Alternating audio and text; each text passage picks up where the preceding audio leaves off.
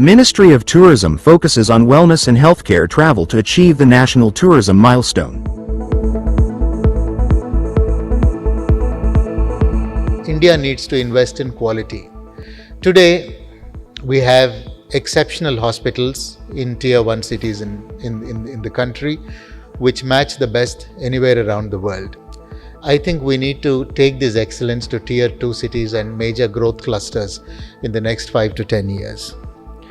The other is, I think we need to address the gaps in standardization and skills, because when a tourist comes, from the time he disembarks from the aircraft to the time he gets back into the aircraft to go to his country, the experience must be seamless, it must be predictable, and it must be done in a way that inspires confidence. And I think all of us as service providers, whether you're a tour operator, whether you're a hospital, whether you're a transporter, I think we need to create that framework in which a tourist feels safe, secure, and he expects the kind of service which is exceptional.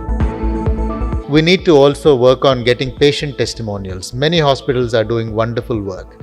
I think we need to create some advocacy position using the patients who have come, who testify to the quality of the experience that they have had here. We need to run campaigns, and I think we need to use our embassies to front face with the market for Heal in India. There are states like Kerala which have used Ayurveda as a key pivot for strengthening their tourism product. Today, the average duration of stay for an international tourist in Kerala is 19 days. And we know that no tourist goes to any place for 19 days for sightseeing. The reason why it is so long is because they go for Ayurveda. And once you go for Ayurveda, you're locked in for 3 weeks, you're locked in for 4 weeks. And that is how you extend the duration of stay. And I think that is the impact that we need to understand. One of the things that we should actively work on collectively is to look at creating some performance-linked incentives.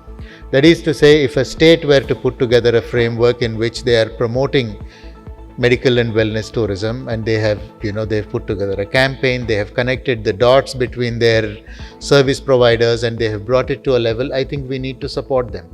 And if we are able to do that, more and more states will come on. One of the challenges that we have is that India is a very large country, and I think any initiative that we do, if you want to do it all across the nation, it is always a challenge. So perhaps what we should do is to identify and nurture 10 clusters for medical and wellness tourism in the country.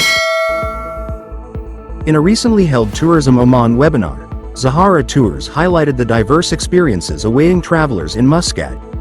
Muscat, the capital of Oman, you have the city where most of the international flights are coming from India, and the people will be landing in Muscat International Airport.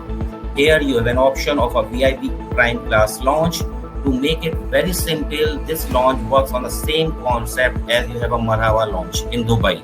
So if you want some guests to be welcomed, to be pampered, to be taken care, we have the prime class.